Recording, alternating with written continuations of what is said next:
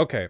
So my thinking on this has evolved a lot in recent times in terms of like where gender fits exactly. So obviously we have sex, we have gender. The two are separate, but they're related, obviously.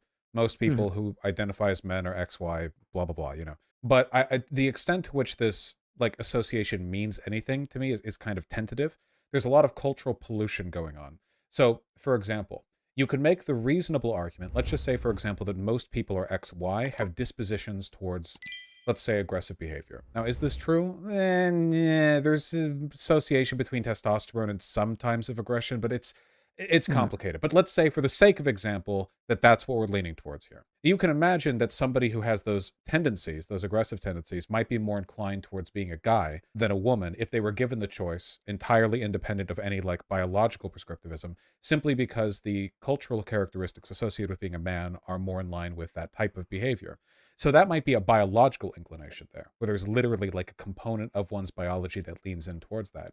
There's also like the post hoc prescriptive judgment where like if somebody grows up and they're told that they're a guy, they're more likely to find that the characteristics they already have that fit within that are comfortable in that gender role and they don't like question it because it works fine for them. I feel like Mhm. that's more where I lean, where I don't really have a strong prescriptive like moral investment in my gender identity, but I think I fit just fine where I am. So there is certainly no point in me like messing about there. You know, I'm fine with how I'm treated and how I treat myself and so on. But the issue is that like when we say somebody is a man or somebody is a woman, what we need to remember is that all descriptive statements contain within them an implicit prescriptive. In the same way that you could say fairly, you know, light skinned Mexicans are white. Now, according to the US Census, and a lot of people, that's true. There are literally cultural and legal like precedents that you can refer to there as a way of justifying that. In that sense, it is descriptive. You are referring to the world. But Mhm. prescriptively, you're still affirming that assessment. There are still people who might disagree with you. I feel the same is the case when we say anybody is a man or a woman, whether they're cis or trans, you know, we are descriptively talking about like a self referential thing, an identity marker. But we're also saying, and that is how it should be. We should identify or recognize that.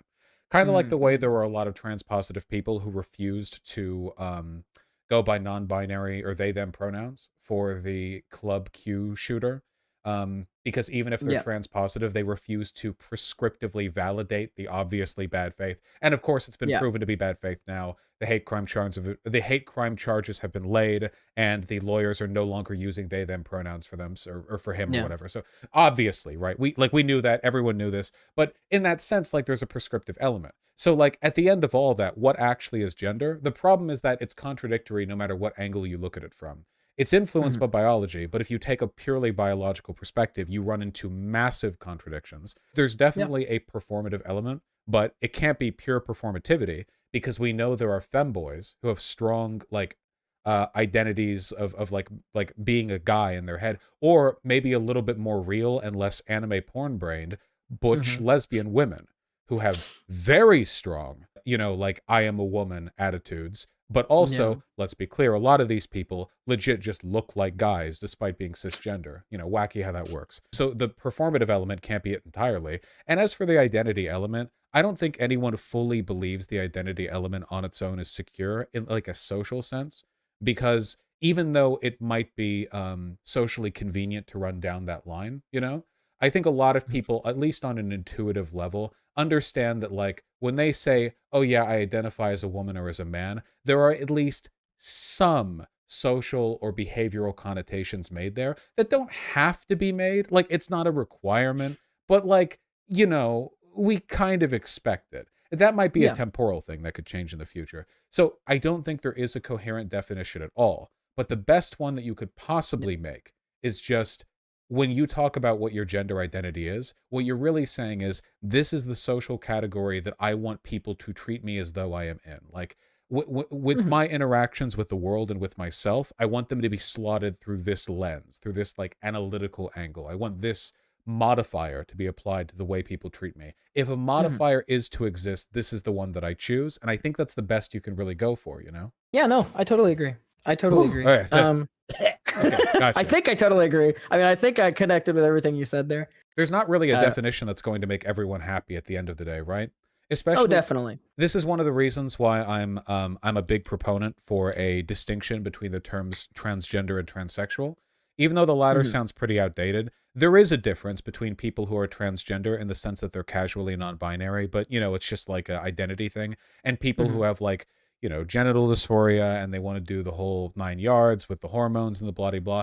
There's not a Hmm. moral difference. They're both trans. There's not, it's Yeah. neither's more real than the other, but they're definitely two like distinct elements of the Yeah. identity, and I think it's okay to recognize that. Yeah, yeah, yeah. So I mean, I agree with everything you say. It's a social construct there. How we define what man and woman is, and the lines that we go on is always going to be different. So I was thinking of like how to get this idea across to like some of my family who are not politically conscious or are more conservative, right leaning, and a big thing for me is like if I say, "Oh, it's just a social construct," even though it's absolutely true, 100%. I think their intuition is, "Oh, what? You can't. You think female can be man? Like that's anti-scientific." But it's like if I explain the bimodal distribution and how brain science and neurology is determined, like just in general, personality, identity, everything like that, reasoning, memory, it's all parts of our mushy brain. If I talk about how like those pieces of neurology can be bimodally distributed in an infinite amount of ways to where we can't possibly understand like oh, brain wise, this is the man brain and this is the man body. Those can be different. Those can be different on scales, on different levels. So I mean, I know like the old way that people would look at it would like female brain, male body, which is super out of date. But I would say that would be an example maybe of like bimodal distribution where the neurological is very strongly Look, any female. argument. Listen, this is the Mhm. thing a lot of people forget. If your argument convinces people to support trans people, it's the correct one. People get all up in their head about which, oh, is this outdated, that outdated? It doesn't Mhm. matter. Hit them with some shit from the '60s if you have to. Go Okay. back to the restorations of the burnt gender like identity clinics from fucking Nazi Germany. Unearth those volumes and use. It doesn't matter. Whatever gets them on board, that's the morally correct thing to hit them with.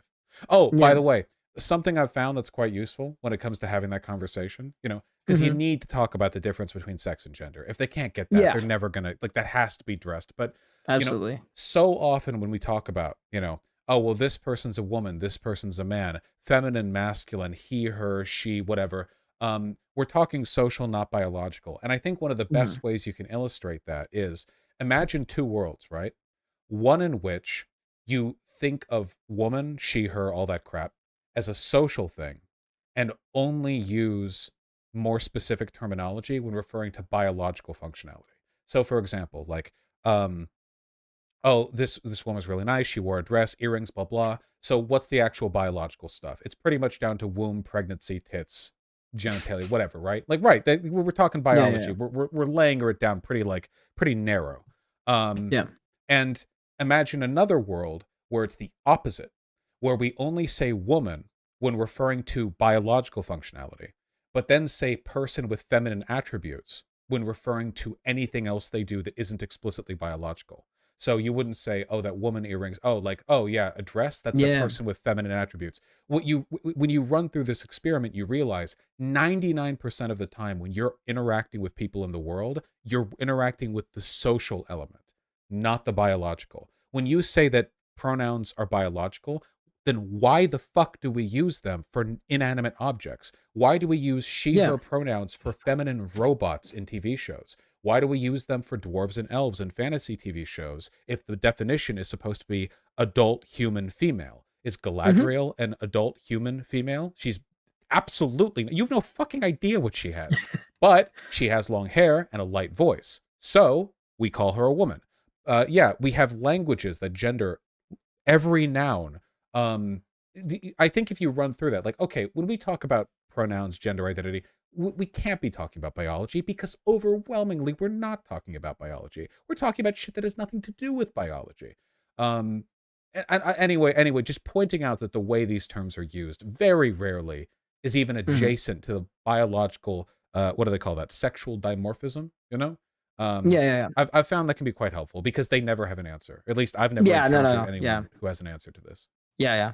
Okay. I mean, yeah, I guess like one of the first things that you said was, yeah, as long as it's helping convince people, whether it's a new or an old argument, it's Siri, good. So your phone yeah, voice. People will literally use yeah. he and she for not even recorded voices, tone People will call modulation. their cars she. Yeah, anything. They'll call fucking Like, and people get like committed to this too. Like, for example, it goes beyond like casually saying he or she. Have you ever seen The Next Generation? no, I haven't, but I mean, I'm familiar with it because of all Jesse's videos. Oh, well, Data. He's a robot fucking in the future. Data's a he, Everyone uses he with Data. Obviously no biological functionality there. He's, he's a robot. Entire episodes dedicated to the humanity of this individual. Again, not a human, right? At the end of the day, like, these terms are for giving like us understanding. They're like about informing our understanding of the world. And you can get a lot more understanding out of you can get so much more understanding from the world by appropriately gendering trans people, because you lose so much otherwise. That's one of the reasons why when conservatives talk about trans people, everything's so confusing, because they're like, oh yeah, Caitlyn Jenner, this trans male, and then they throw up a picture of a woman, and it's like, what the fuck? And they're confused because you can tell from all their little like verbal bits. They're like, well, I'm so confused. I don't even know what this is. And you could just say like, it's trans woman, and then you're done. Yeah. You've done it. Their system has less utility than ours does. It doesn't work. They're being like, they're being opaque for the sake of being opaque.